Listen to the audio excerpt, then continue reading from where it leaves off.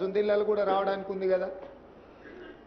అంటే సార్ ఇప్పుడు అక్కడ కూడా చిన్న చిన్న అబ్జర్వేషన్ చేసేటప్పుడు గ్రౌట్ చేశారు సార్, కొంతవరకు గ్రౌట్ చేయడం వల్ల సేఫ్గా ఉండిపోయింది సార్ అది కొంత. అంటే ఇప్పుడు నువ్వు సీపేజ్ వచ్చింది, దాన్ని ఏదో చేసి రిపేర్ చేసినావు. Yes sir. కానీ ఏమీ రాకుండా అయితే లేదు కదా. లేదు సార్. రేపు భవిష్యత్తులో ఇప్పుడు మనకు మేడిగడ్డలో నీళ్లు నింపలేదు, మొత్తం వదిలేసినాం కదా. Yes sir. అన్నారంలో నీళ్లు నింపినామా, నింపున్నాయా, తీసేసినామా? మొన్న తీసేసాను సార్, కొంత డెడ్ స్టోరేజ్ 5 TMC ఉండే సార్, అది కూడా మొన్న అంటే అప్ స్ట్రీమ్ టెస్ట్ చేయడానికి వరకు తీసేసినాం సార్. సుందిల్లాల సుందిల్లలో కొంచెం అని. సో ఇప్పుడు మంత్రి గారు చెప్తున్నారు మూడిట్లల్లా మీడియా మిత్రులకు అర్థం కావాల్సింది ఏంటంటే ఇప్పుడు ఎక్కడ నీళ్లు లేవు. నీళ్లు నింపితే ఇంకా ఏం ప్రాబ్లమ్స్ ఉన్నాయో బయటకు వస్తాయి.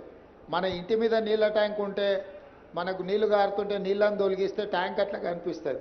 నీళ్లు నింపితే కానీ వాస్తవంగా ఇంకెంత ప్రాబ్లం ఉంది, రేపు భవిష్యత్తులో రాబోయే ప్రాబ్లం కూడా అర్థమైంది. ఇప్పుడు కూడా మీడియా మిత్రులకు